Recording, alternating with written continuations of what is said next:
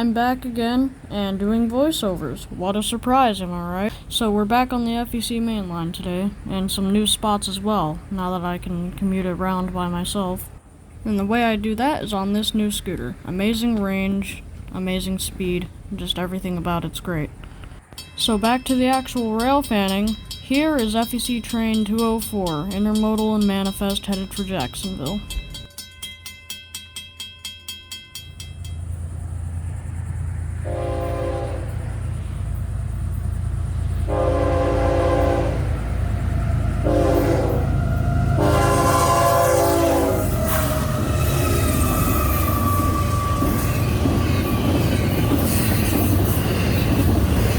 So today's 204 is around 8,000 feet, just the usual, with the usual lash up of the two GEVOs and the tank in the center of both the locomotives.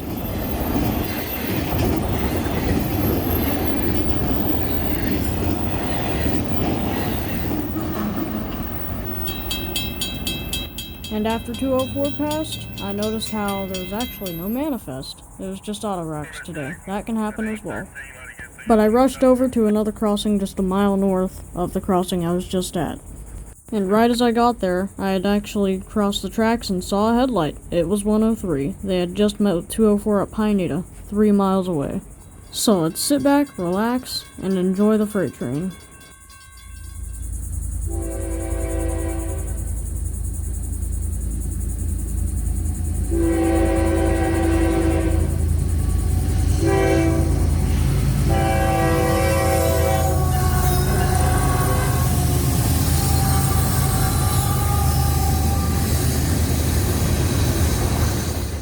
Today's 103 was pretty large, mainly because of the huge tank train that was in the middle of it.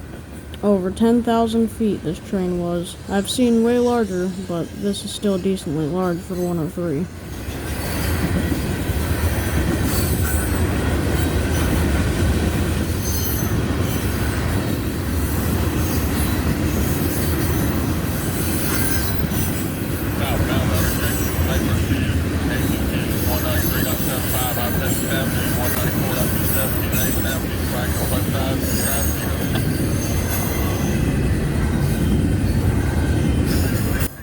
What you just heard was multiple crossings that are to be flagged for construction, aka what some railroads call an 82T. Personally, I've got no idea what that means, but if someone here does know, just feel free to let me know.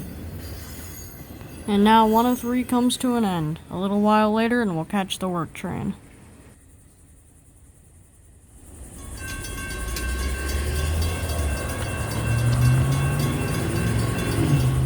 So here we are, a few hours later in the day, back at Post Road for the work train. I had just pulled up and already saw the headlight, so I knew I had to stay at this crossing, couldn't go anywhere else. Lights flashing, gates dropping, enjoy the short little show that this is.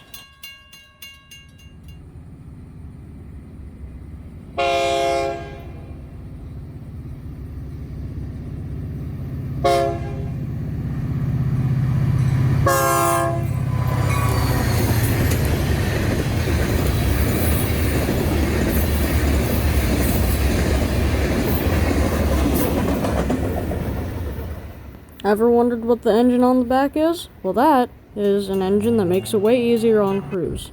This way they don't have to run around the train by pulling into a siding, taking the engine, putting it on the other side of the train, having to do all that process just to go the opposite direction. All they gotta do is walk around, go to the engine that is on the rear, and start it up and go.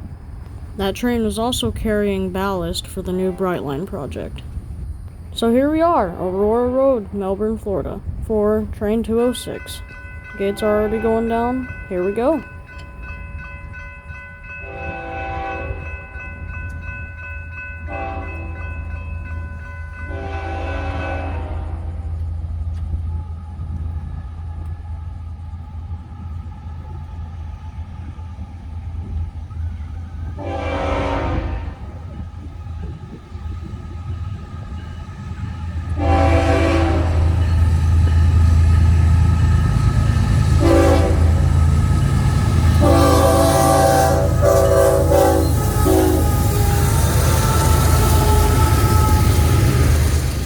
206, as the usual, normally has a lot of interesting things, like coal, rock, etc.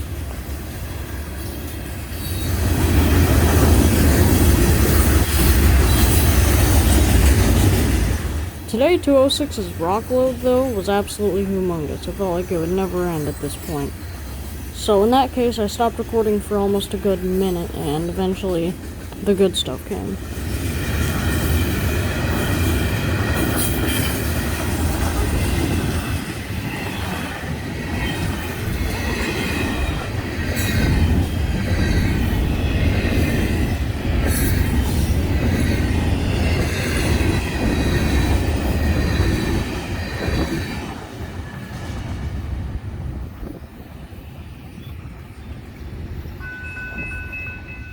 And now for FEC's 105, in which normally is known for being super boring as it's just a hotshot intermodal train.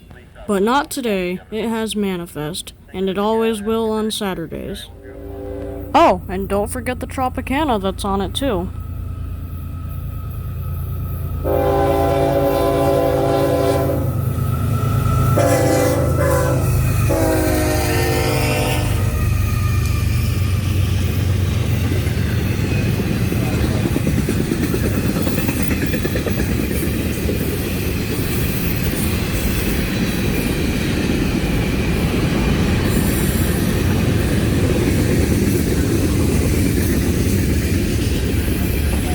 And there's even a small cut of ballast. Not to mention, an S229 has been bringing a random boxcar for 105. Sometimes in the front, sometimes towards the back, and today, it was in the center. What a surprise.